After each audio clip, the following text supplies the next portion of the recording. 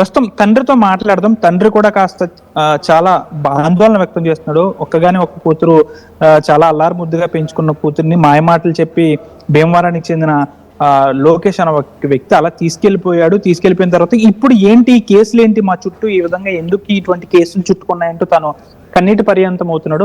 మాట్లాడదాం ఒకసారి. ఏంటి అసలు మీ అమ్మాయిపై హైదరాబాద్ లో కేసులు ఏంటి? అది గతంలో హైదరాబాద్ లో తను ఏమైనా ఉందా?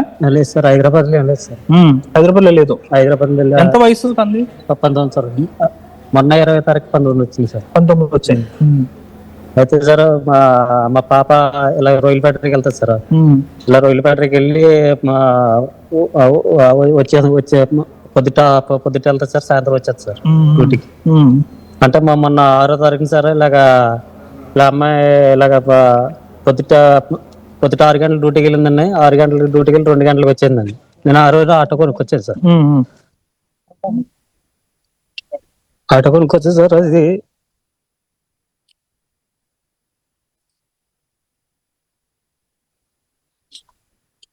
అంటే తనకు సంబంధించి కూతురు ఆ విధంగా వెళ్ళిపోవడం, కేసుల్లో కూడా, అంటే సాధారణంగా ఇంట్లోంచి ఒక కుమార్తె అలా వెళ్ళిపోతే అదొక బాధ. ఇంకొక బాధ ఏంటంటే ఇక్కడ హైదరాబాద్ లో 12 ఎఫ్ఐఆర్లు.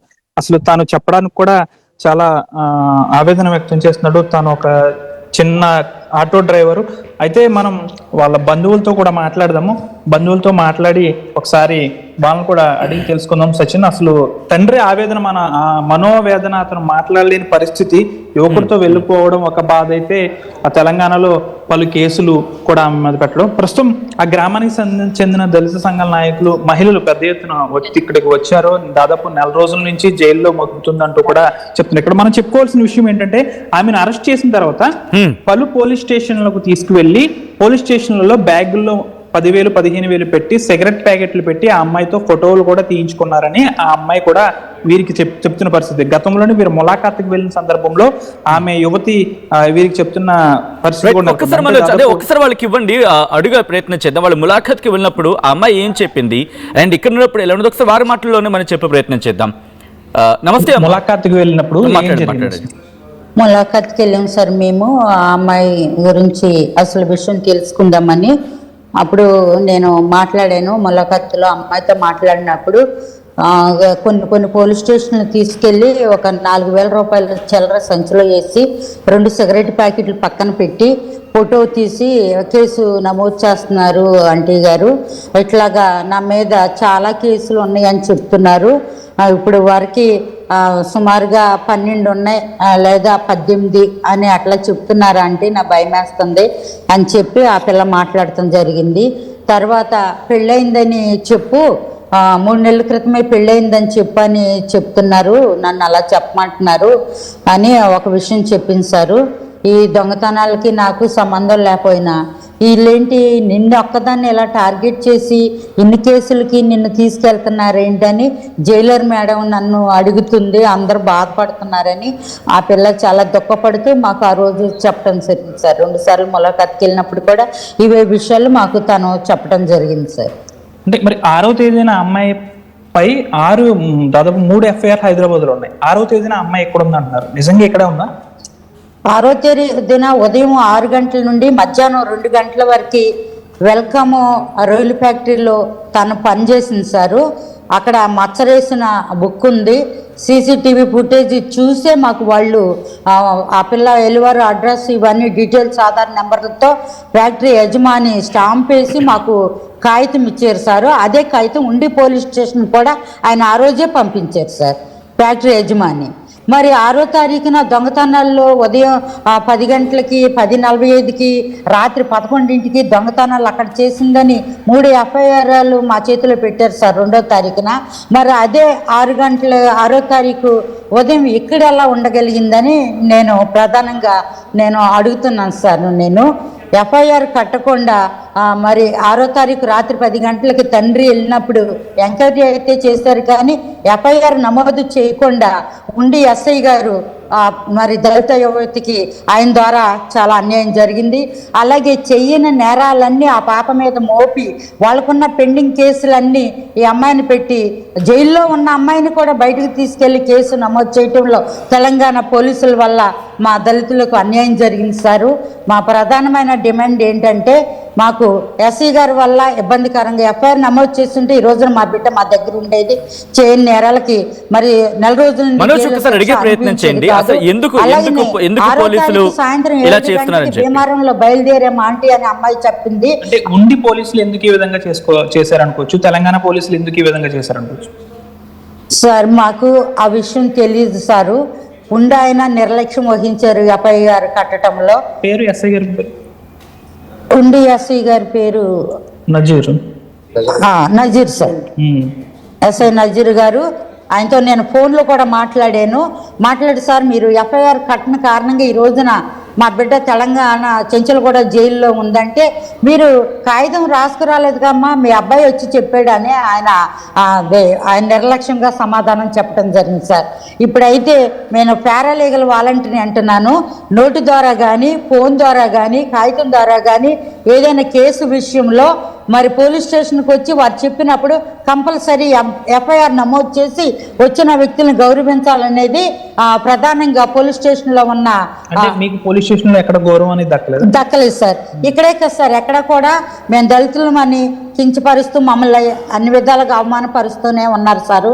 మేము మామూలు చీరలు కట్టుకుని మా అవతారాలే అలా ఉంటాయి, అది మేము చెప్పుకోలేం కదా సార్. దళితులు అనగానే మా ముఖంలో స్పష్టంగా కనబడిపోద్ది. అది వాళ్ళు గుర్తించుకుని తెలంగాణ పోలీసులు కూడా మమ్మల్ని అవమానించారు సారు. వెళ్ళిన వాళ్ళు అందరు మీరు కూడా ఈ దొంగల ముఠాకు సంబంధించిన వాళ్ళేమో అని చెప్పి మాతో మరి మా వాళ్ళ ఏలుముద్రలో హస్తం గుర్తులాగా ఏలుముద్రలు తీసుకున్నారు సార్. అందరూ తీసుకున్నారు సార్. వెళ్ళిన వాళ్ళకి అక్కడ 2-3 ఆడవాళ్ళు ముందుగా మాకంటే ముందుకు వెళ్ళిన వాళ్ళు తీసుకున్నారు సార్. అంటే మీరు కూడా దొంగలని మాట్లాడారు. నేను సంతోష్ నగర్ పోలీస్ స్టేషన్ లో అక్కడ హెడ్ కానిస్టేబుల్ గారు ఒక ఆయన ఉన్నారండి, ఆయన కాళ్ళ మీద పడి సారు పెళ్లి కావాల్సిన పిల్ల సారు వదిలేయండి బాబు అనేసి కాళ్ళు పట్టుకుంటే ఆయన పెద్ద దొంగతనం చేసుకొచ్చి మీ అమ్మాయి పెళ్లి చేస్తారా, మీరు అలాగే కనబడుతున్నారులే అని ఆయన నిర్లక్ష్యంగా సమాధానం చెప్పారు సార్. అక్కడ అంటే తన తండ్రికి సంబంధించి ఒక వ్యక్తితో వెళ్ళిపోయిందనే బాధ కాకుండా ఏమనుకోవాలి సార్? ఒక పక్క బిడ్డ వెళ్ళిపోయి తెలియని వ్యక్తిని మోసగాడిని నమ్మి వెళ్ళిపోయి జైల్లో చిక్కుపోయింది, ఎలా బయటకు తీసుకురావాలో అని తెలియని ఆవేదన మాకు సార్. దళితులని ప్రతి ఒక్కరూ మరి గవర్నమెంట్ అధికారులే మమ్మల్ని కించపరి నీచంగా చూస్తూ ఉంటే అసలు ఈ జన్మ మాకెందుకు అన్న బాధ కూడా ఒక పక్క ఉంది సార్. మా డిమాండ్ ఏంటంటే ఇక్కడ అమ్మాయి బస్సు ఎక్కింది, ఇప్పుడు ఈ టైంలో మరి ప్రతి చోట సీసీ కెమెరాలు ఉండటం జరుగుతుంది సారు. ఇక్కడ 6వ తారీఖు నైట్ అమ్మాయి బస్సు ఎక్కింది, అక్కడ కూడా సీసీ కెమెరాలు ప్రతి ప్రాంతంలో ఉంటాయి. రాష్ట్ర ప్రభుత్వాలు మరి ఆ సీసీ కెమెరా ఫుటేజీలు చూసి ఈ అమ్మాయిని ఎంక్వైరీ చేసి తప్పు చేసుంటే శిక్షించిన పర్వాలేదు సార్. ఏ తప్పు చేయకుండా అమ్మాయిని ఇలా భయంకరంగా లేని కేసులన్నీ పెట్టి మరి ఇలా చేయటం మాకు చాలా బాధాకరంగా ఉంది. మరి ఈ తప్పు చేయన ప్రధానంగా పోలీసులు చాలా నిర్లక్ష్యం సార్. ఎఫ్ఐఆర్ నమోదు చేయకుండా ఆ అమ్మాయిని జైలుకి పంపించడానికి కారణం కొంత ఉండి ఎస్ఐ గారి నిర్లక్ష్యం సారు. అలాగే ఈ అమ్మాయి గురించి అమ్మాయి చెప్పినా వినకుండా ఎంక్వైరీ చేయకుండా మాతో మాట్లాడకుండా అమ్మాయిని చెంచులగూడ జైలుకి పంపించిన తెలంగాణ పోలీసులు నిర్లక్ష్యం కూడా ఉంది సార్. రాష్ట్ర మరి ప్రభుత్వాలను కోరుతున్నాం, మా బిడ్డని మాకు తీసుకొచ్చి మరి మాకు అప్పచెప్పి మాకు న్యాయం చేసి మాకు దళితుల్ని గౌరవించాలని రాష్ట్ర ప్రభుత్వానికి నేను విన్నవించుకుంటున్నాను సార్. ఈ సమయంలో ఒకే తారీఖున 6వ తారీఖున అక్కడ 3 దొంగతనాల్లో ఉండి అదే తారీఖున ఇక్కడ రైలు ఫ్యాక్టరీలో ఉండి ఒక ఆడపిల్ల 19 సంవత్సరాల అమ్మాయి ఇలా ఉండగలుగుతుందా అని మేము డిమాండ్ చేస్తున్నాం సార్. ఇది అక్రమమైన కేసు, అన్యాయమైన కేసు అని మీడియా సమక్షంలో మేము ప్రభుత్వ దృష్టికి తీసుకెళ్తున్నాం. అలాగే నిర్లక్ష్యం చేసిన ప్రభుత్వ అధికారి అయిన ఎస్ఐ గారిని మరి కఠినంగా వారిని శిక్షించాలని కోరుకుంటున్నాం. బలైపోయిన మా దళిత బిడ్డను తీసుకొచ్చి మాకు మీడియా సమక్షంలో మా అందరికి అప్పచెప్పాలని ఈ సమయాన్ని మేము డిమాండ్ చేస్తున్నాం సార్. మహిళా కలెక్టర్ గారిని కూడా కలిసారు, కూడా వినతి పత్రం ఇచ్చారు, ఏమంటున్నారు అధికారులు? మరి కలెక్టర్ గారి ఆఫీస్కి వెళ్ళి మేము వినతి పత్రం ఇట్లా పోలీసుల నిర్లక్ష్యం కారణంగా ఇలా జరిగిందని మేము అక్కడ చెబితే మరి భీమవరం ఎస్ఐ గారు అట్లా ఏముండదు సారు, వాళ్ళు తెలంగాణ పోలీసులు భీమవరం వచ్చి ఈ దొంగల ముఠాన్ని పట్టుకుని వెళ్ళారు, ఏదో తారీఖు తప్పేసినంత మాత్రాన వీళ్ళ అమ్మాయి మంచిది అవుతుందని అక్కడ అవమానం. సరే, అంటే ఒక మహిళని అలా అవమానించొచ్చా సమాజంలో? మరి మమ్మల్ని మహిళలుగా గుర్తించట్లేదు కదా సార్. దళితులు అంటేనే మేము ఆడైనా మగైనా దళితులు అంటేనే మేము హీనస్థితికి చెందిన వాళ్ళం కదా. మాకు ఆఖరికి కలెక్టర్ ఆఫీసులో కూడా న్యాయం జరగలేదు సార్. ఆ సమయంలో మేము మీడియా వాళ్ళ దగ్గరికి వచ్చి వాళ్ళకి మా విషయం చెప్పాను సార్. కలెక్టర్ ఆఫీసులో కూడా మాకు అవమానాలు ఎదురైనాయి. ఎంత అబద్ధం, అక్కడ హైదరాబాద్ పోలీసులు వచ్చి ఇక్కడి నుండి అరెస్ట్ చేసుకెళ్ళారని అక్కడ చెప్పడం జరిగింది సార్ అధికారికి, భీమవరం ఎస్ఐ గారు సార్.